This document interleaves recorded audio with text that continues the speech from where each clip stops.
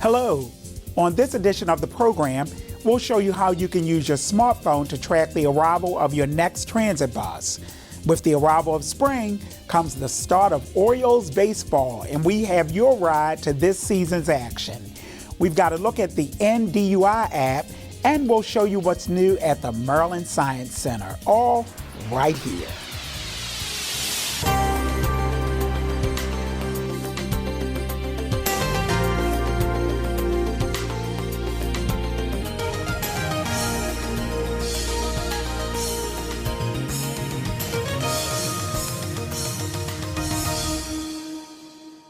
Hello, I'm Anthony Brown.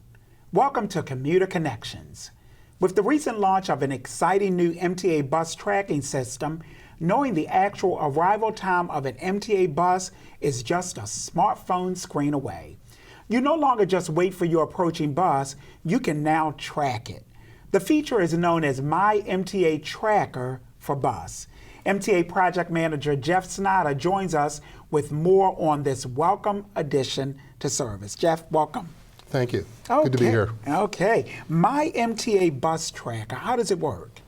It's a series of applications that you can access on your smartphone. You can access it on a PC on your desktop. You can use it via email, and you can get text messages to show you when your bus will arrive at a stop in real time.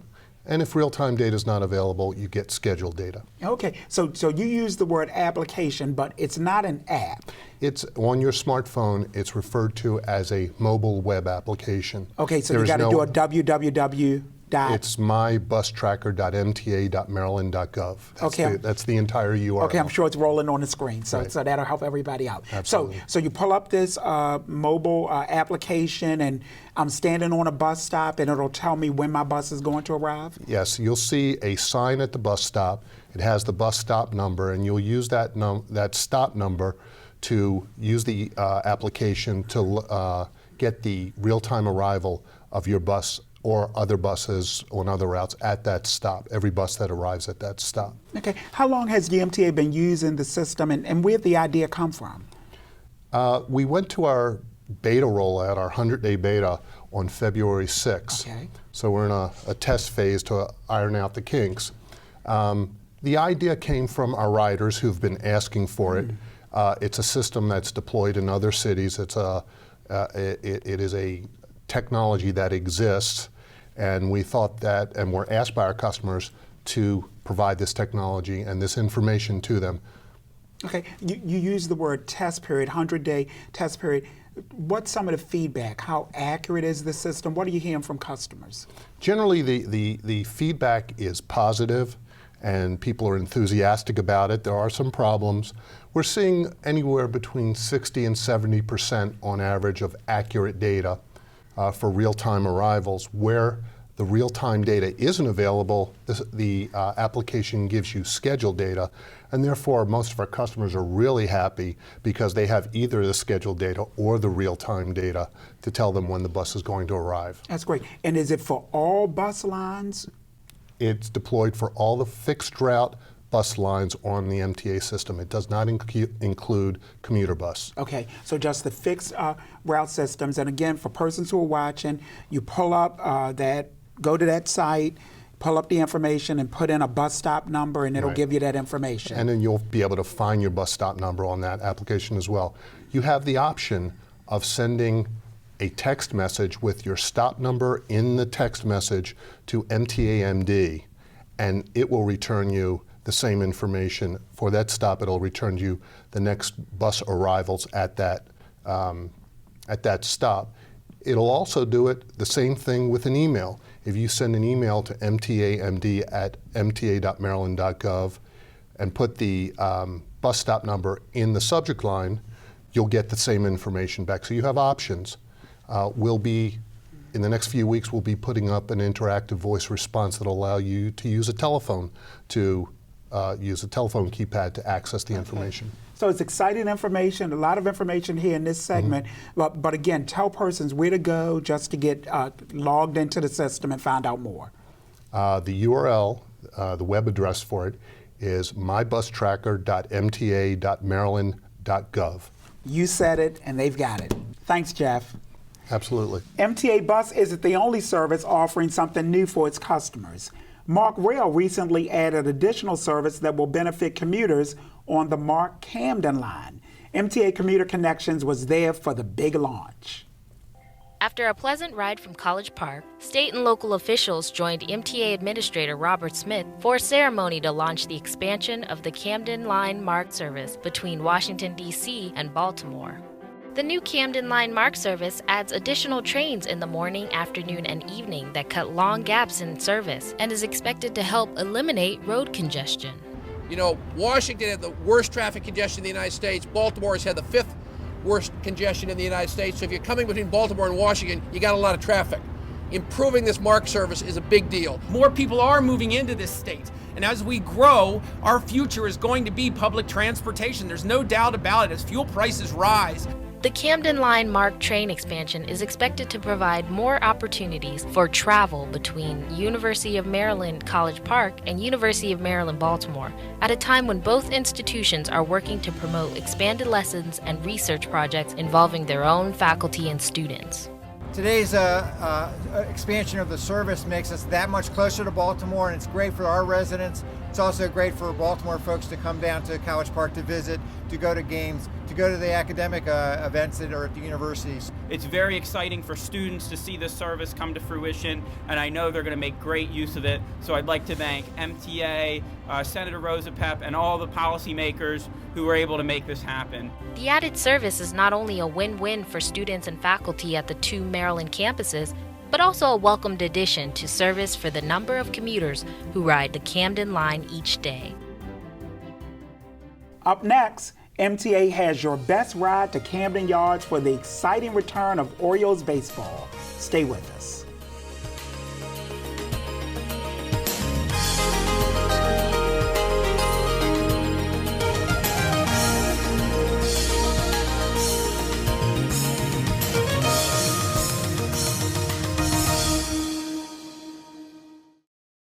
The departure of winter and the arrival of spring is something most of us are looking forward to. And with spring comes one of America's favorite pastimes, baseball, and more specifically, the exciting Orioles baseball season. Buddy Alves of the MTA Marketing Division joins us with some helpful information on how to avoid the parking hassles and traffic on Orioles game day by riding the MTA. Buddy, welcome. It's a great pleasure to be here. Okay, it's Oriole baseball time again. I'm excited. Are you? I love baseball. I love Oriole baseball, and I can't wait for the season to start on April 10th. Oh, it sounds good. Sounds like you're going to some games. I am going to some games. All right, great. I'm not going to ask you where you're sitting and all that kind of stuff. You know, we don't want to take your seats. Hey, but what we do want to do is we want to help people get to the game conveniently. Yes. What are the options if you're traveling to Camden Yards? Well, I can tell you about first and foremost the way that I get there, which is on light rail. I just get down to the station that's closest to my house, very convenient. Park the car there, hop on light rail for $1.60 one way. Takes me down directly to Camden Yards. I get out and go right into the ballpark. That's great. You're right. A stop right there at the ballpark. Now, is there more frequent service during an Oriole baseball game, or what's the schedule like? Well, during rush hour, during the week, which doesn't apply to baseball, but it's 10 minutes during the rush hour, 20 minutes off-peak, as we call it. And then on the weekends, it's very similar, same frequency of service. Okay, and so we're talking about light rail, but there are other options, metro, commuter bus. What are some of the other options for getting to the stadium? Besides light rail, which gets you right there, the next best is Metro Subway, which is our rapid transit. Starts out in Owings Mills or from Johns Hopkins Hospital, brings you right downtown to either Lexington or Charles Center, Metro Subway station. You get out there and it's a very short walk up the street to Camden Yards. I've done it myself. It's a great, easy walk, and you'll have a lot of fun. Yes, exactly. Now, what about bus options to get to Camden Yards? I think there's about 19 buses, pretty sure that's the number, that will get you downtown near Oriole Park at Camden Yards. Very simple walk over to it. And that bus service has great frequency. take you wherever you want to go. Okay. Now, a new option this year, maybe not new, but what about MARC service to Camden Yards for those coming from the D.C. area? Right. Well, you know, we've always had weekday service on MARC. Now we've got MARC train weekend service on the Penn line, so that our baseball fans coming from the Washington, D.C. area. Yeah, who wants to follow the Nationals? It's no, the who Orioles, wants to right? do that? It's the Orioles all the way. Exactly. As you know, we made it to the American League Championship game, or series, I should say. But anyway, they can now take our MARC train service to Baltimore. It takes them to Penn Station. They can easily jump right on light rail, which meets them right there on a platform, and they catch that right on downtown and to Camden Yards. It's better for a Sunday game than a Saturday game, but if there are some Saturday afternoon games, it's the perfect time to go to an Oriole baseball game via MARC train from Washington. And you know, and I think because the stadium's there, light rail's been operating for several years, we kind of assume people know they can use mass transit. But for specific information, what number do persons call? How convenient is it to get the information? It's pretty easy. I'm going to give it to you, and to our people watching, that number locally is 410-539-5000. Toll free is 1-866-RIDE-MTA, which is 3682. Okay. And you can also go on our website, which is mta.maryland.gov, and get everything you need to know about traveling on our transit service to Oriole baseball. Hey, and we should mention, even beyond baseball, we've got festivals this summer and a whole host of activities downtown. People want to use the MTA, correct? That's right, and I understand this summer we're going to have a lot of visitors coming in. A lot of new conventions are coming to Baltimore. We want to make sure they know how to use our service so they can get around all the attractions and entertainment and dining opportunities in Baltimore. Exactly, because even beyond the Camden, we focused on the Camden Yard stop for light rail, but there are stops all along the downtown area. That's right. From the Meyerhoff to the Baltimore Arena, et cetera. The Hippodrome, if you're into seeing some good theater. Many, the Inner Harbor is another good attraction to go visit. There's more than enough to see for a week or a weekend. All right, sounds great, buddy. Thanks so much. Yep. Oriole baseball time. Just ahead, we'll introduce you to the new DUI app that's available to help drivers make better choices before getting behind the wheel. That's next.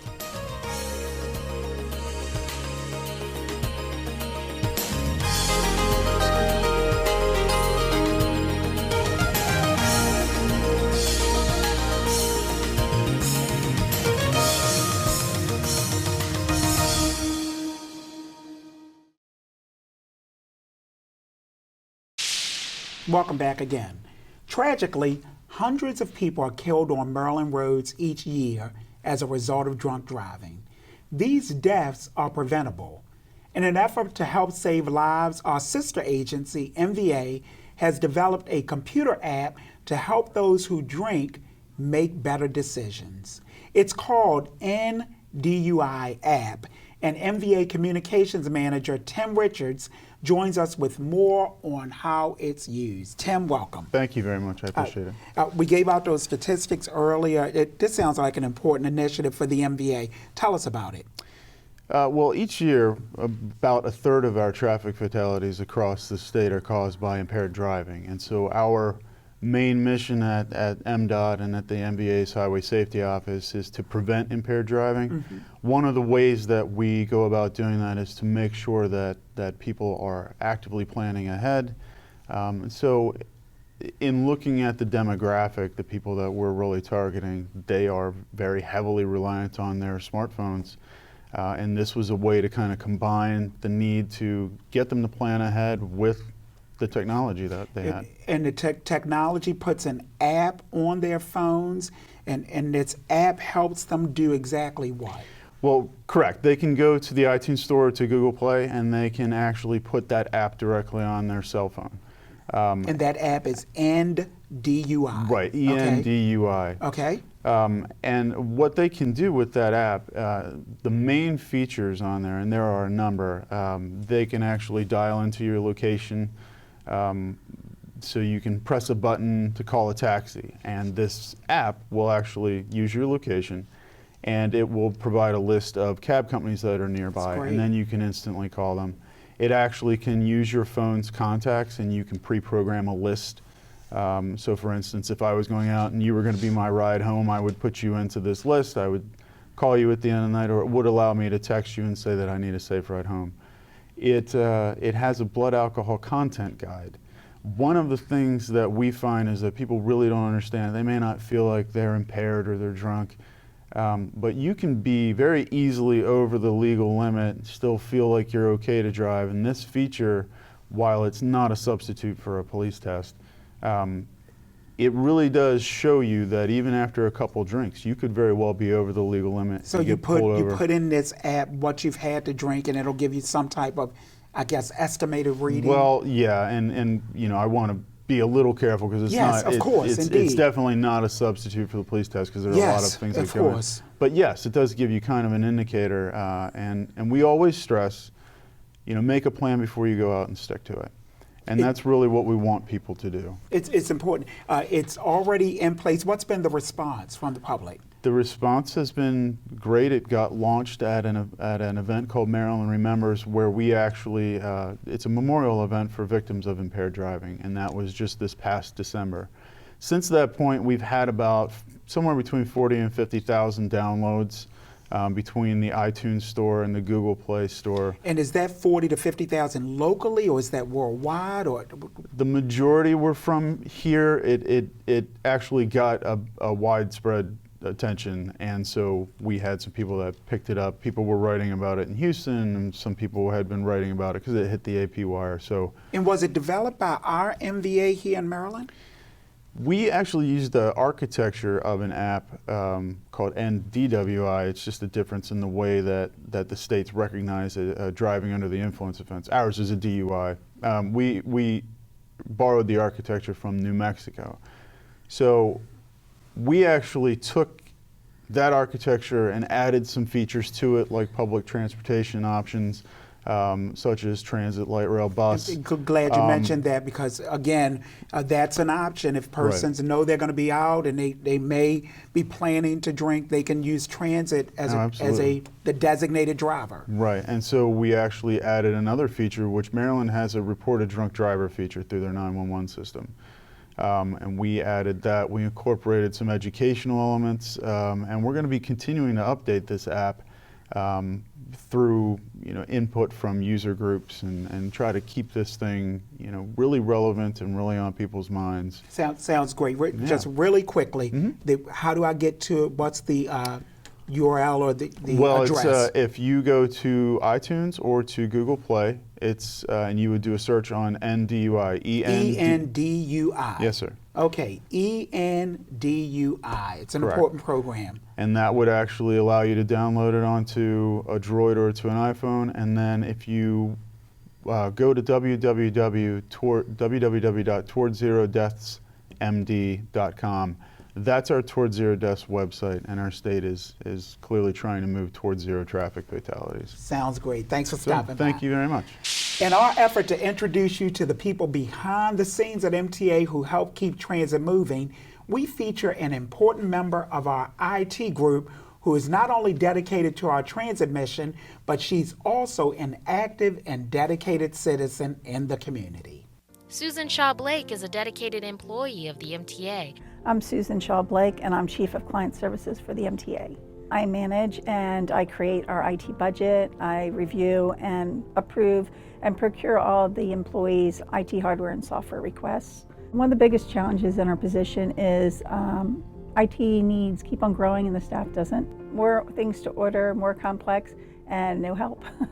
When she's not working at the office, Susan volunteers for Mothers Against Drunk Driving after a sudden tragedy changed her life forever. I lost my father 22 years ago to a drunk driver. He was just driving in from work, and full-size pickup truck crossed the center line, hit my father. They had, luckily, some people on the scene right away and flew him to shock trauma. He was there for 6 days before he passed.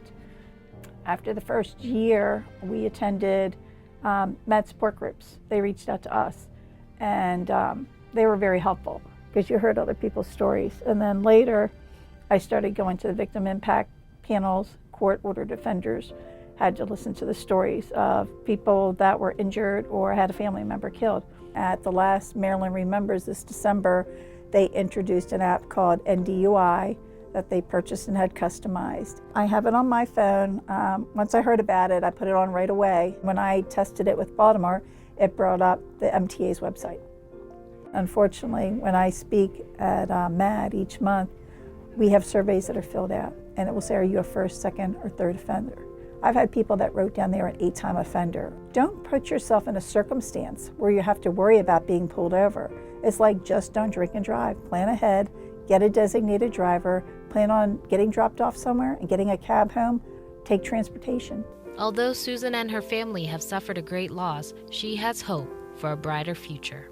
I think my father would be very proud that, like my son right now, he's in Baltimore County Police Academy, doing his part to try to make the world a safer place. My daughter is actually an education major, so she'll be a teacher. There are at least one other granddaughter who's studying psychology, so probably taken after her grandfather. Up next, a look at what's new at the Maryland Science Center. Stay with us.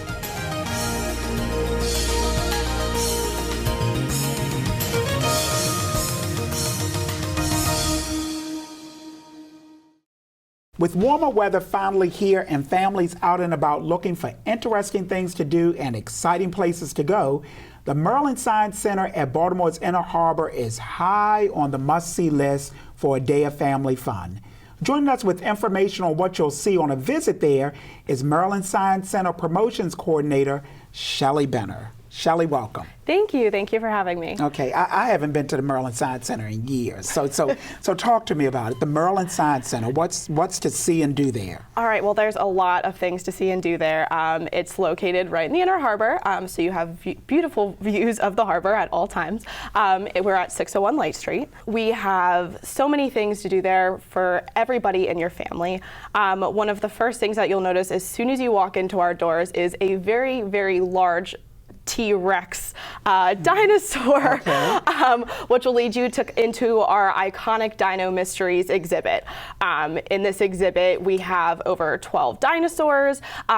We also have an area where you could become a paleontologist for a day and dig up some fossils and things like that. So that's usually the first thing that attracts people when you walk right into the Science Center. That sounds exciting. And you were mentioning to me earlier, it's something there for all ages? Yes. Yes, we do have things going on that appeal to everybody in your family. So what are some of the current exhibits? You mentioned the dinosaur when you come in the front door, but what are some of the other exhibits? One of our newest exhibits is actually called Power Up. It's new as of 2014. Okay. It's all about electricity. It's about how it's generated, how it's distributed, and also it gives you some other ideas of alternative fuel sources. While you're there, you can generate your own electricity. You can play with circuits. Wow. So it's a very bright and interactive. So I can become an electrician, I can be a paleontologist. Yes. And now tell me, and the IMAX Theater is still there also, correct? Correct. The IMAX Theater is still there, and we will be opening a new IMAX actually on June 26th called Humpback Whales 3D. So it is a 3D IMAX show that's very interactive and very close and personal, and you'll get to know humpback whales on a very personal basis. Wow, that sounds exciting. Okay, so now what are the hours of the Science Center? Currently, our hours they're Monday through Friday, 10 until 5. Okay. Saturday from 10 until 6, and Sunday from 11 until 5. And how much does it cost to go to the Science Center? Children under 3 are always free. Okay. Children between the ages of 3 and 12 are $15.95, adults are $18.95, and seniors are $17.95. Okay, and I guess are there any packages available for the entire family, or is it just those individual ticket prices? We do have group packages available for groups over 20. That information can be found on our website. We also do have discounted Fridays called Fridays After 5. They start during the summer, and it's every Friday from 5 p.m. until 8 p.m. And discounted admission is $9, and that includes everything in the Science Center. So that's really a great deal. That's great. You referenced the website. What's the website address? It's www.mdsci.org. It sounds like exciting. Like I said, I haven't been to the Science Center in years, but you're making me want to go there. It's a very fun place. Okay. There's lots to do. All right, sounds great. Thanks for stopping by. You're welcome. Thanks for having me. Okay. Commuter Connections wishes to congratulate MTA employee Mr. Thomas L. Johnson of our Metro Transportation Division, who recently celebrated a career milestone of 50 years of service to the commuting public. Mr. Johnson, thank you for your dedication and an impressive 50 years of great work. That brings us to the end of another Commuter Connections program. Thanks for joining us. We'll see you next time. Take care.